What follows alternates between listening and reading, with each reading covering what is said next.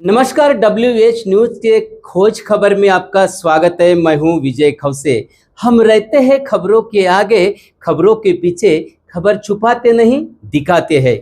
आइए देखते हैं आज की आपके शहर की विशेष खबर क्या है। क्या आपके मकान की छत टपक रही है? बारिश में हर बार यही परेशानी?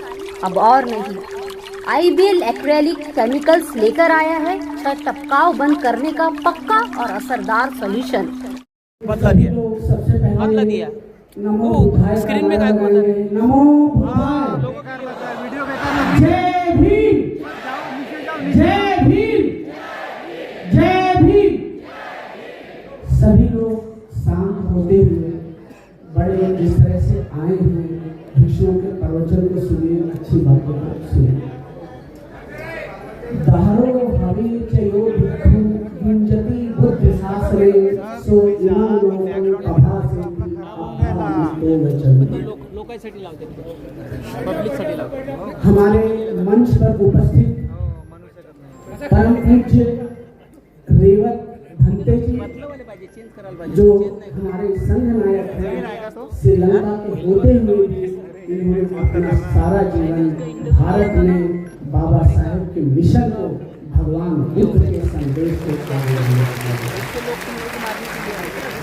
उनके बगल में बैठे हैं भंते हर्ष बोधी जी।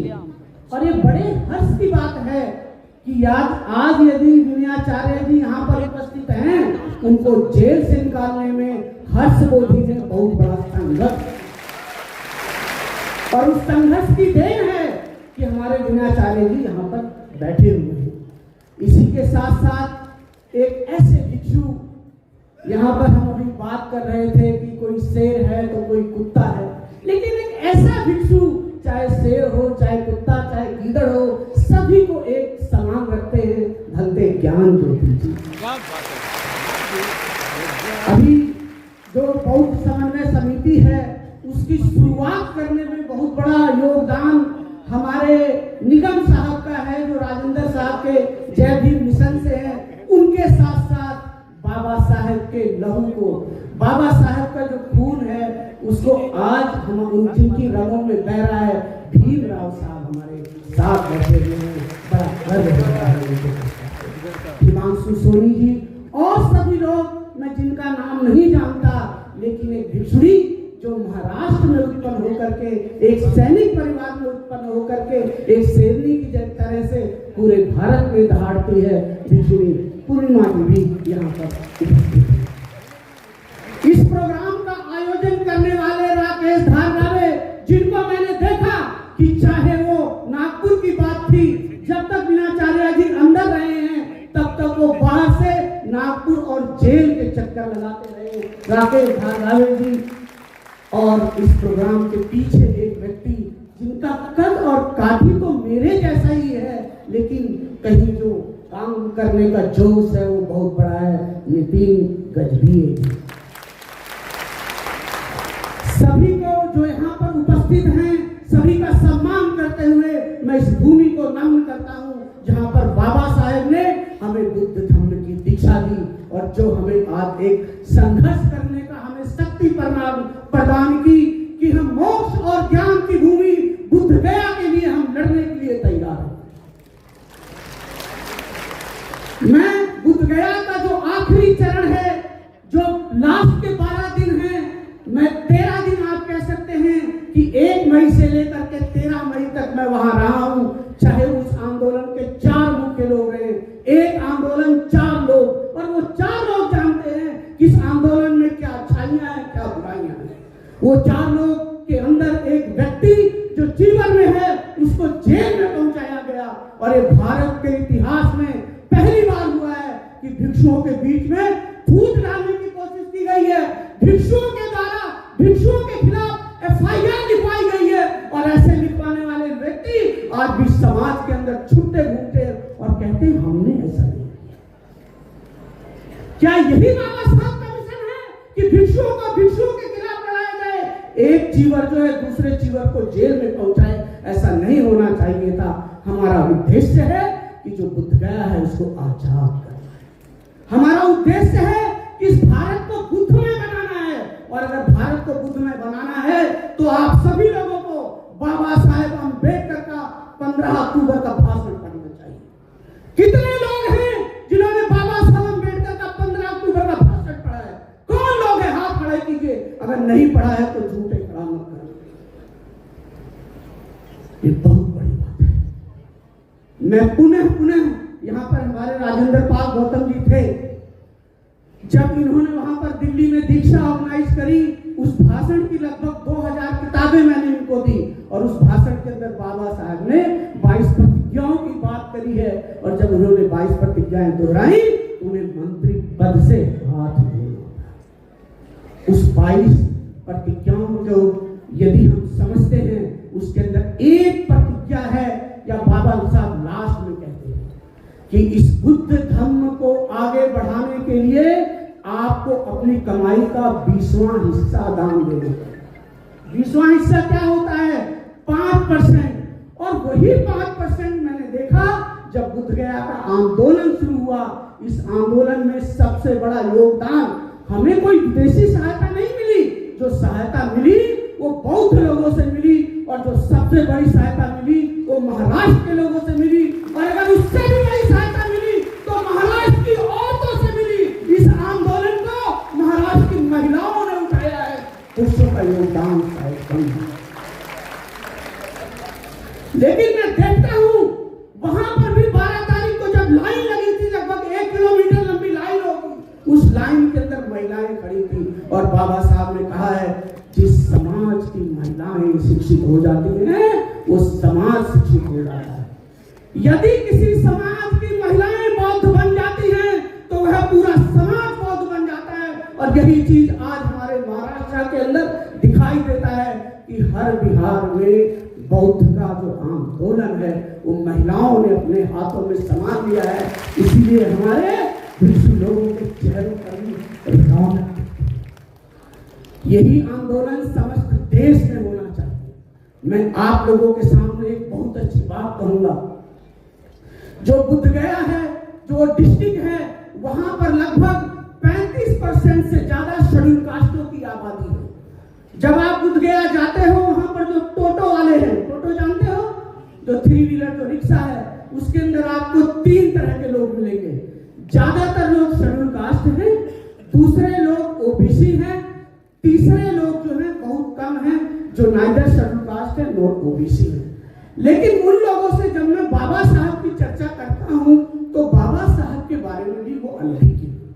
यदि हम बुद्ध गया के आंदोलन को जीतना चाहते हैं तो हमें बुद्ध गया के साथ साथ बिहार के अंदर अम्बेडकरी आंदोलन लाना होगा। उन घरों में जाकर के जय भीम और नमो बुद्धाय का नारा बजाना होगा। तो अगर हम ऐसा करने में सफल हो जाते हैं तो बुद्ध गया बड़ी जल्दी आजाद होगा, क्योंकि वोट के अंदर पावर है। जो भिक्षु यहाँ बैठे हुए हैं, मैं कहता हूं हमें मुहिम चलाते हैं।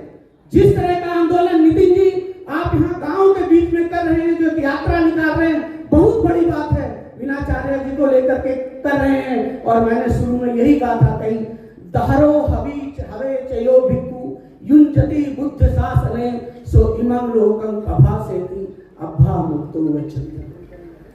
यदि कोई भिक्षु बचपन से भगवान बुद्ध के शासन में लग जाता है, वह इस संसार को बुद्ध की शिक्षाओं से उसी तरह से आलोकित करता है जिस तरह से बादलों से मुक्त चंद्रमा होता है।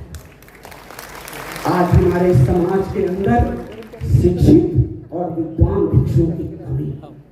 इसी नागपुर की भूमि में एक भिक्षु ने काम किया जिनका नाम था भदंत आनंद कौशल्या।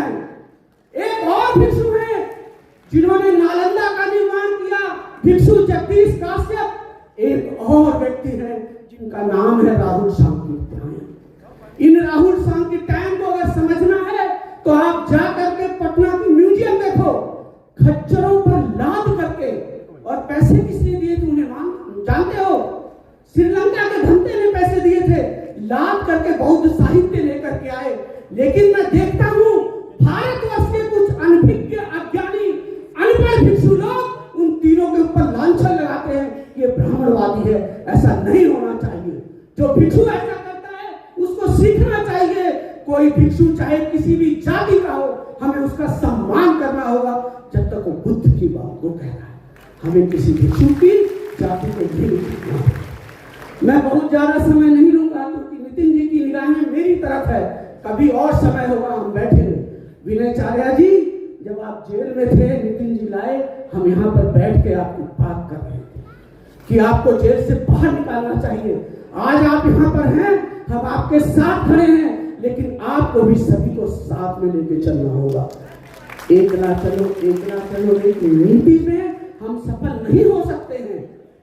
हमें संगठित होकर चलना होगा। और यहाँ पे बहुत सारे लोग कहते हैं हमें बुद्ध नहीं युद्ध चाहिए, लेकिन मैं आप लोगों को एक बात बताता हूँ कि हमें बाबा साहब ने खून बहाने का रास्ता नहीं दिया, हमें बाबा साहब ने स्याही बहाने का रास्ता दिया। ये जो संविधान की लड़ाई है, हम स्याही से जीते हैं। आज हमारे देश में क्या हो रहा है?